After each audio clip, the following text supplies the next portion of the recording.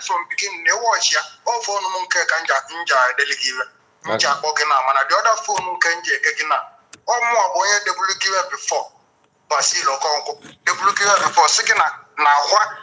Mama kwa nishi adadi orama aloa golu. Oka wa bi ogo bi do remember this thing na kwa. Yeah, I know. Because ezo kwadro nwanya anonu.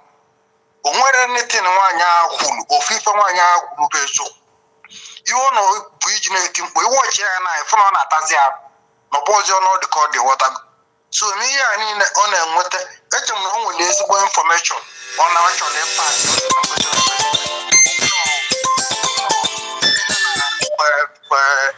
Dana finance minister finance secretary obono nya bi yon wote Biafra and ndị na-amarife n'esie adadi orama iya niile na-efola adadi orama today abro Biafra kan na gbagi ndị a bụ ndị chenjili afawa as Biafra wana and ndị a bụ ihe na-achọrọ ka Biafra bịara from beginning n'oge Nnamdi Kanu. Okay.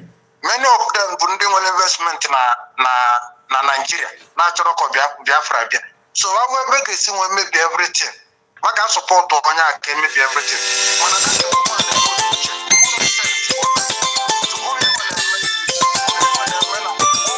Followers young or filling in nefolie support.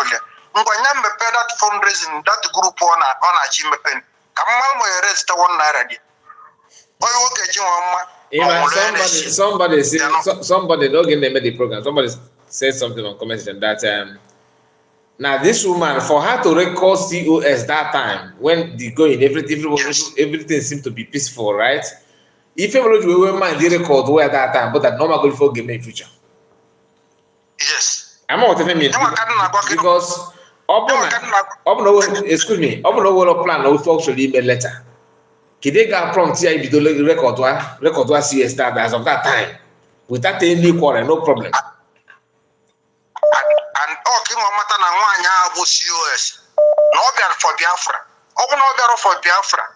Mgbe ahụ na batala Adadi Orama na ọka onwere anything na Adadi Orama ga-enwepụta na ọ ga-asị n'okwu against Biafra bụ COS. Onwere anything ọ ga-enwepụta na ọ ga-asị n'okwu against Biafra. So me ya nwe ji nwa plant ya n'ebe a. Onwema mma na afight oge nkere ga-enwe nwa ike nwetiwe ga-eji nwa fight ya. Yeah. CS no yako. But you watch ya one and look now, overall reasonable something. Maruke Jesus, or what anything a Jolonjo, COS Kuleba, and Yana finance secretary, or anything a Jolonjo. You are cool pure. Simon Epakuye, Zran the Calopota, Opena, also know the metier. Nyayo Balofa, continue Wakabani, whatever.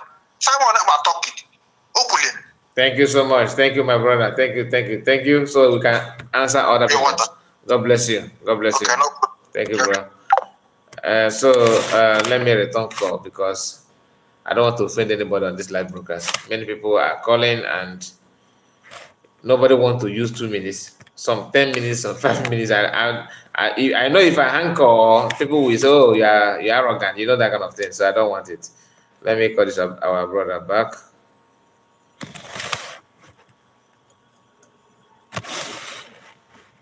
Please let us learn how to manage the time that we have. At least go straight to the point. So that's we contribute. Each of you can contact me when I get a program together. I'm just on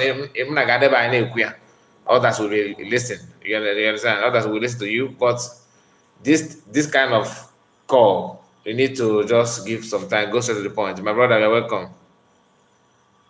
Yeah, thank you, my brother. They did not happy. Why go to the government get that? No, my brother. I have to go watch you, Mecca. You have to go watch you, Mecca, my brother. I have to go watch